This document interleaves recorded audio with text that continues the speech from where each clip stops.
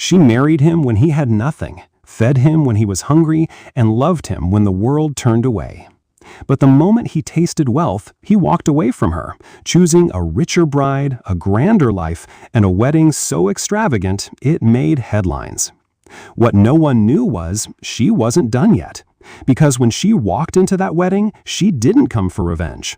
She came with something no one could have imagined: calm, composed, and unstoppable. She was no longer the woman he left behind. She was now the CEO of everything. And what she did next didn't just ruin the wedding, it shook the entire hall into silence. Armin used to be a simple man, one of those dreamers with empty pockets but a fire in his heart. When the world turned its back on him, one person stood firmly by his side: Zoya. She was never drawn to money, status, or shine. What she saw in Armin wasn't what he had, it was who he could become. She believed in him long before he believed in himself. When they got married, they had nothing but hope. Their first home was a single rented room with peeling paint and no furniture. They ate from one plate, slept on the floor, and laughed under a leaky roof. But to Zoya, it was enough, more than enough.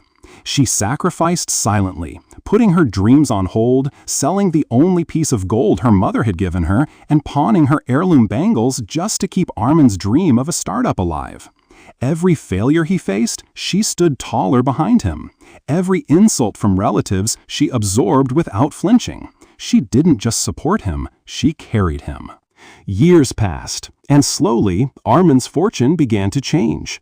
The business that once struggled to make a single sale now had investors, offices, employees, and flashing lights. With every success, something else began to grow: Armin's pride. At first, it was subtle: a new phone, a luxury watch, a cold tone. Then came the fancier friends, high-profile parties, and an obsession with status. Zoya noticed. She saw it in the way he no longer laughed at their old jokes, in how he looked uncomfortable when she showed up in simple clothes to his elite meetings. She began to feel like an embarrassment in his new world. Her handmade gifts were replaced with branded tokens from others. Her voice, once the first he heard every morning, now echoed unanswered in their empty house. And then, one evening, everything shattered. Armin came home late, dressed in designer, his eyes distant. He didn't sit, he didn't greet her, he just stood by the door and said, without emotion, "You deserve better, and so do I." Zoya froze. She stared at him, waiting for it to be a bad joke, a moment of weakness. But it wasn't. Armin didn't yell, he didn't argue, he was calm, too calm, like he had already erased her from his future. He walked away from the life they built, from the woman who once fed him with her own hands, from the nights she stayed awake nursing his fever, whispering prayers over his restless sleep, from the love that was never about what he owned, but who he was. Zoya didn't beg, she didn't scream, she didn't chase him down the stairs or throw things in anger. Instead, she just stood still, a storm silently brewing inside her chest. Her world cracked open, but her dignity held the pieces together. She packed what little was truly hers and left the house that echoed with memories. No one heard from her again. No dramatic scenes, no public breakdowns, just silence. Friends asked where she went, relatives whispered, but no one had answers. It was like she had disappeared into thin air. But Zoya wasn't broken. She was healing, alone, quietly, far away from the world that judged her worth by her husband's success, far from the man who once swore to love her in poverty and in wealth, until wealth replaced the love. Act 2. The New Bride, The Old Secrets. Part 1 of 3. Time had passed, but the world around Armin had only grown louder, richer, and more ruthless. He was no longer the man who once chased dreams. He was the man who now lived inside them. Armin was engaged to Maya, a name that resonated with luxury and status in every elite circle. Maya was the daughter of a powerful billionaire tycoon who owned half the skyline in their city. She was everything the media adored: stunning, poised, and always dressed in perfection. The announcement of their wedding became a headline. Every tabloid, every influencer, every business blog covered the fairy tale union between the self-made entrepreneur and the princess of industry. It was, to many, the perfect match.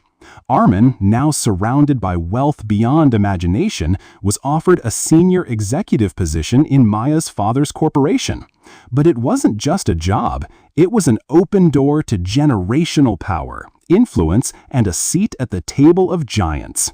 He accepted it, of course, proudly wearing the badge of achievement, never once reflecting on the path that brought him there, or who walked beside him during his climb. The wedding day arrived like a film set. The venue? A restored royal palace, once home to kings, now rented out for only the richest weddings in the country. Gold draped the ceilings. Rose petals rained down from above. Chandeliers flickered in harmony with orchestras. Guests were chauffeured in limousines, their designer outfits sparkling under the floodlights. Celebrities posed for cameras. Influential politicians and global CEOs sipped champagne in the marbled halls.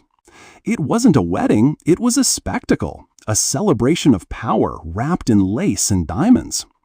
Armin stood tall on the grand mandap, an elevated stage at the center of the palace courtyard, surrounded by 1,000 eyes. He wore gold-embroidered attire that shimmered in the sunlight. His shoes alone cost more than what he once earned in a year. As the sacred rituals began, he felt invincible, like he had finally arrived, like this moment was the crown of his life. But far from the flashing cameras and curated smiles, behind the extravagant floral curtains that lined the side entrance, someone else arrived. Quietly. No entourage, no announcement, no clamor. It was Zoya, but not as anyone remembered her. She wore a plain, elegant dress, no glitter, no designer label. Her face was bare, untouched by makeup. Her hair was neatly tied back. She didn't come to steal the spotlight. She didn't come to stop the wedding. She came with grace, and a storm hidden beneath that stillness. She moved like a shadow across the marble floor, unnoticed at first, yet impossible to ignore once seen. Heads began to turn slowly. Guests whispered. Who was she? A reporter? A guest's relative? Someone from the staff? But no, a few people remembered her face. A few eyes widened. It was her, Zoya, the woman Armin had once left behind. The woman who had disappeared into silence after being abandoned. The woman everyone assumed had broken, faded, moved on into obscurity. But there she was, composed, strong, and carrying something far more powerful than revenge, presence. She stood at the back of the hall, arms gently folded, gaze steady, not at Armin, but at the life unfolding in front of him. She had no intention of causing a scene. She didn't yell. She didn't cry. She didn't even speak. And yet, the air changed. It was as if her very existence in that moment rewrote the room. Armin, unaware at first, laughed softly as the priest guided him through the rituals. Maya sat beside him, beaming in her custom-designed gown, her father nodding proudly from the front row. But then Armin saw the shift in the crowd, the murmurs, the frozen glances, the sudden silence in the midst of celebration. He looked up, and there she was. Their eyes met across the distance, and for the first time in years, Armin's heart skipped, not from love, but from fear. Zoya didn't blink. She didn't smirk. She didn't flinch. She simply stood, like a quiet question in the middle of a loud lie. And suddenly, everything felt different. The priest began the sacred chants. The soft ringing of temple bells echoed through the palace, blending with the shimmer of gold, the fragrance of roses, and the tension that hung heavy in the air. Armin and Maya sat side by side, a picture of grace and grandeur, as photographers captured every moment from every angle. But then, something shifted. A soft murmur spread through the guests like a ripple in still water. It started with just a few whispers. Then heads turned, phones were raised, and before anyone could fully process it, silence began to crawl through the crowd like a quiet storm. At the far end of the aisle stood a figure, calm, composed, and radiating a presence that silenced even the orchestra. It was Zoya, but not just Zoya, the ex-wife who had once walked away in silence. This was not a woman who had come to crash a wedding. She did not arrive out of bitterness or revenge. She wasn't there as a scorned lover or a forgotten name in Armand's past. She stood there as someone entirely transformed. She stepped onto the aisle not with anger, but with absolute authority. And with every step she took toward the mandap, the atmosphere thickened. The crowd leaned in. Even the cameras turned, not just to film, but to witness history unfolding. Because Zoya was no longer just Armand's past. She was now the newly appointed CEO of the very company Maya's father owned. How? That was the question on every pair of lips that didn't dare speak. The answer was a story no one had seen coming. After the divorce, Zoya disappeared from public view. No social media, no interviews, no stories. But in the silence, she rebuilt herself, brick by brick, idea by idea. With no support, no connections, and no handouts, she launched a modest startup focused on sustainable tech. At first, it barely survived. But Zoya had something that couldn't be bought: resilience. She worked day and night, learning, failing, improving. Investors began to notice. One by one, doors opened. Her startup merged with another, then another. Within a few short years, her name began circulating quietly in corporate circles. Whispers of a rising entrepreneur with uncommon ethics and unmatched vision. Eventually, her innovation caught the attention of a major firm, a multinational owned, unknowingly to her at the time, by Maya's father. He was impressed, not just by her business acumen, but by her ability to lead without noise.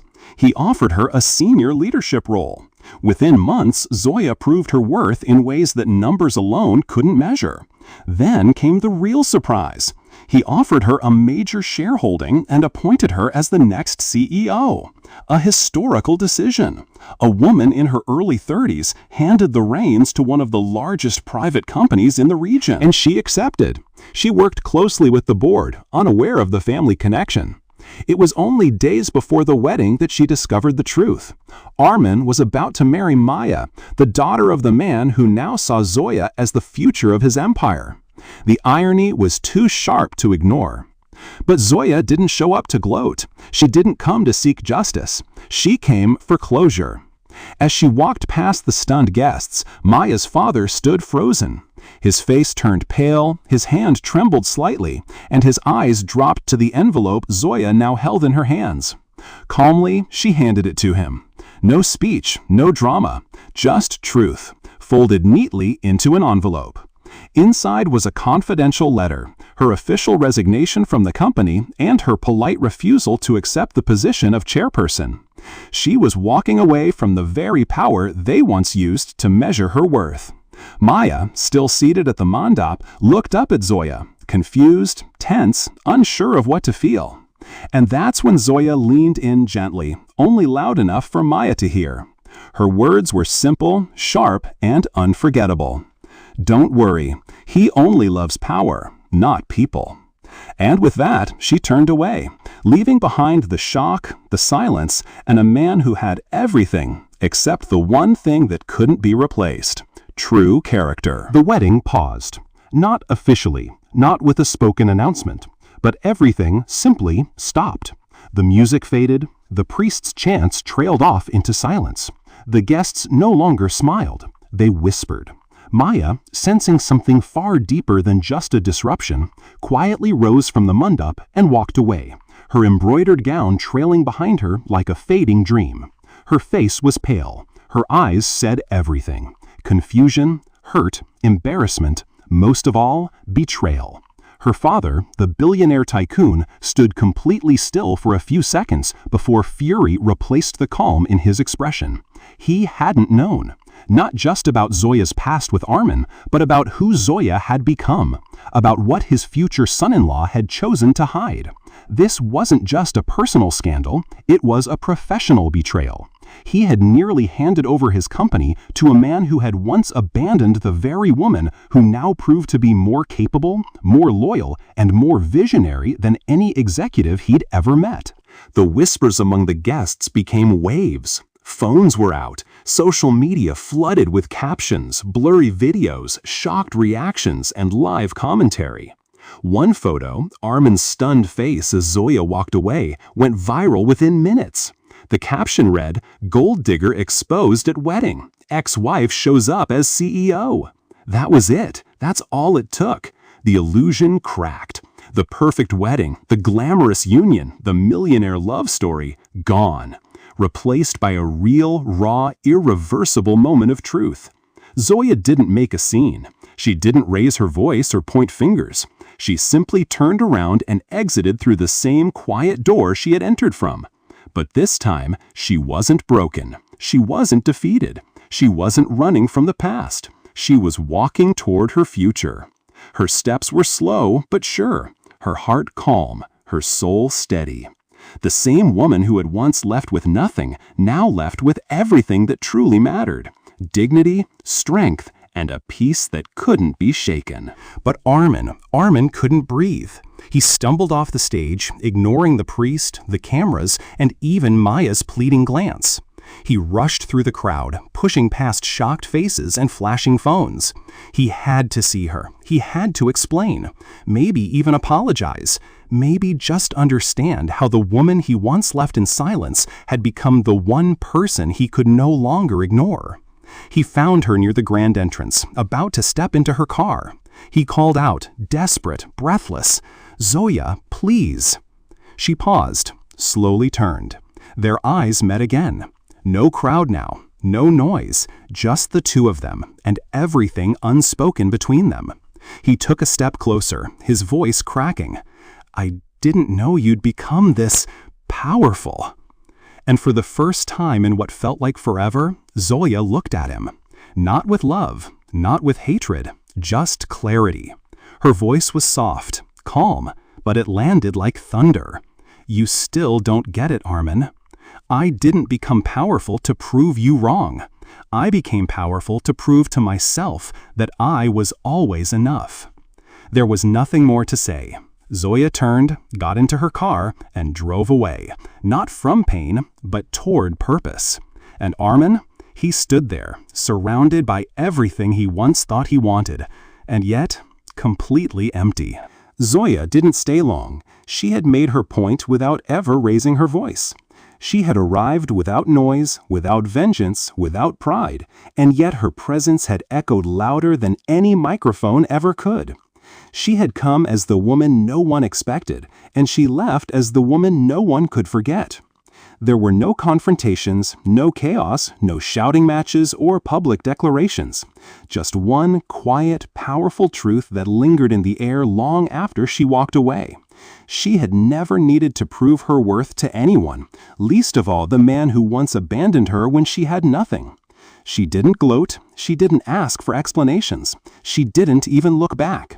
Instead, she turned around slowly, her posture tall, her head held high, and walked out of the palace, leaving behind stunned silence that drowned out the sound of the band, the murmurs of the guests, and even the voice of the priest still frozen at the altar.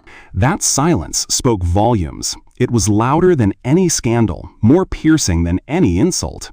And as she stepped into her car, there was no triumph in her eyes, only peace.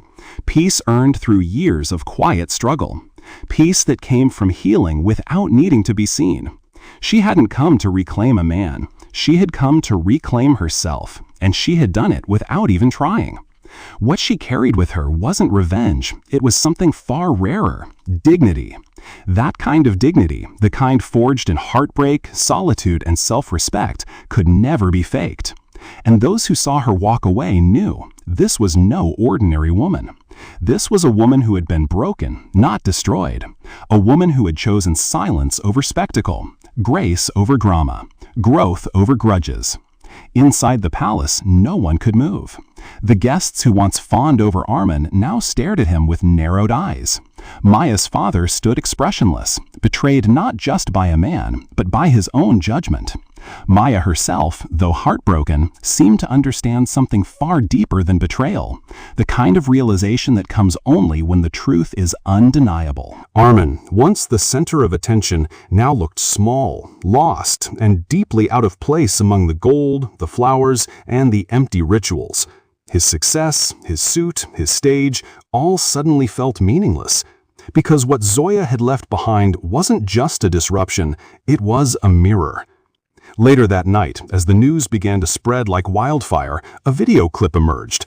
A shaky phone recording, taken by one of the guests, showed Zoya's quiet entrance, her calm demeanor, and her dignified walk past the wedding crowd. But it wasn't the visuals that shook people, it was the caption that came with it. A simple line, but one that resonated across screens, headlines, and hearts everywhere. When a woman rebuilds in silence, the whole world hears the noise of her return. That one sentence was shared millions of times within hours. It became a quote, a movement, a wake-up call. Not just for women, but for everyone who had ever been overlooked, underestimated, or thrown away for not fitting in to someone else's idea of success. People didn't just admire Zoya, they were moved by her. Because she represented something powerful, the quiet strength of those who rise without dragging anyone down. The elegance of letting your success speak where your voice once trembled. The ability to outgrow someone without ever trying to outshine them. And Armin? He watched it all unfold, alone. No cameras now, no celebration. Just a man surrounded by the echoes of a moment he thought would define his triumph, only to realize it had revealed his failure. Not the failure of losing a company, not even the failure of being exposed, but the failure of measuring love by luxury, of choosing ego over loyalty, of walking away from a woman who had already seen the best in him when he had nothing to offer. Moral or lesson can be used as a voiceover outro. Never judge someone's worth by their wallet. People don't stay poor forever, but the truly bankrupt are those who trade love for luxury and character for convenience. In the end, it's not money that makes someone rich. It's how they treat the people who stood by them when they had none. This time I am coming back from my village to shoot video for you. I hope you guys enjoy my video a lot. If you enjoy my video, please like, share and subscribe this type of video. Because I make this type of video for you, your friends and family. I hope you enjoy this video a lot. Please like, share and subscribe.